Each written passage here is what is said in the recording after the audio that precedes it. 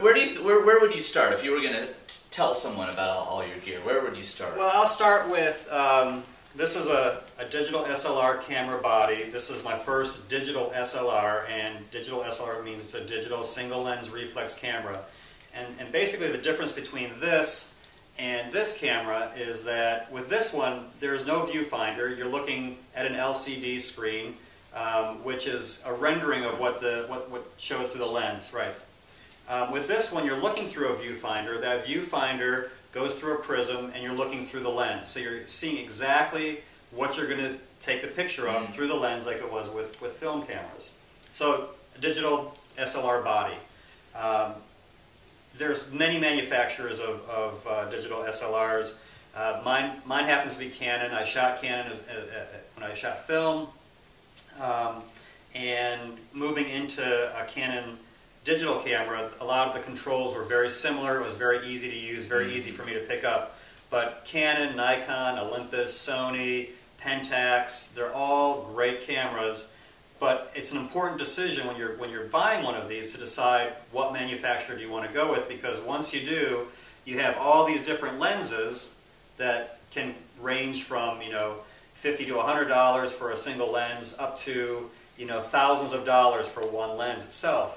And the more you get into the photography, the more you're going to want more lenses, and you end up making a big investment in not just the camera body itself, but the lenses as well. Now, when you were talking about the makers of camera bodies a minute ago, you mentioned a name that some people might find surprising. You said Sony. Yeah. You said Nikon, Pentax, Olympus, Canon. These are people who know cameras, know these are good camera manufacturers. You said Sony too. So are they a quality camera as well as making quality stereo gear? I've never used a Sony camera, but everything I've read has been that they are really good cameras. Sony, even Samsung makes some cameras, digital cameras now, because they're electronics. They're electronics. They're small computers on the inside.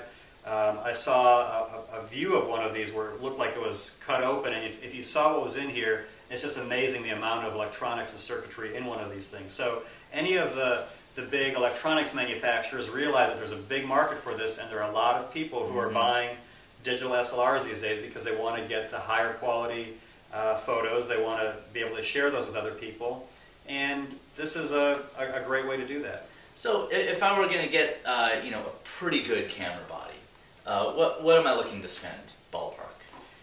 Today, you can get a really good camera body with a lens for probably, I'd say, in the $800 price range. Okay. You can get a good digital SLR, a good starter lens, $800, and today that camera will, for example, this camera is an 8 megapixel camera, which at the time was high end. This is maybe 5 years old or so.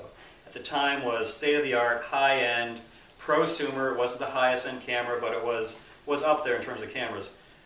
Today, that $800 camera is probably like a 14 to an 18 megapixel camera, which means, and for anyone who doesn't know how that translates, the more megapixels you have, the more image information you have on your computer screen, which allows you to do a lot more with the image itself. Print it larger, crop it smaller, all those types of things.